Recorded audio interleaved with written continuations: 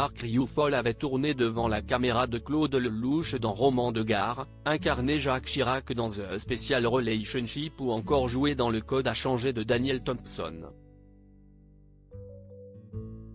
Une carrière écourtée par un drame survenu le 13 juillet 2011, il a été retrouvé mort à son domicile parisien, lui qui devait fêter ses 50 ans le 7 février 2012. Second rôle du cinéma, il s'en écrivait un premier avec l'adaptation de son autobiographie, Tox, Comment je suis mort et ressuscité, édition Robert Laffont, un livre qu'il avait publié quelques mois avant de disparaître tragiquement. Dans cet ouvrage, il parlait de la drogue et de l'addiction comme rarement cela avait été fait. Sans phare, sans filtre, Marc Ruffalo racontait l'enfer de la drogue avec une plume saisissante. Libération avait fait son portrait qui nous emmenait dans cette spirale de l'addiction. J'avais 12 ans et je buvais des bières le matin avant d'aller à l'école, disait cet enfant né au sein d'une famille catholique très traditionnelle mais qu'il a toujours refusé de rendre coupable de ses addictions. L'année suivante, il avait testé hashish et cocaïne. Mon premier rail de coke, une ligne rosâtre sur un miroir du XVIIIe siècle. Un billet de 500 francs en guise de paille.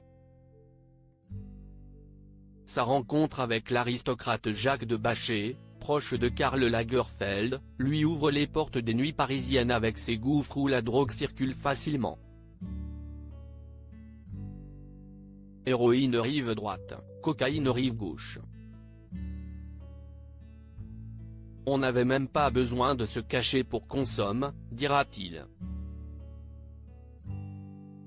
Sevré mais pas guéri, les frasques se sont succédé et il a enchaîné les cures de désintoxication. Celle qui a fonctionné applique la méthode dite Minnesota, initiée aux États-Unis dans les années 50, tu ne prends rien, même pas une goutte de bière sans alcool ou du diantalvique.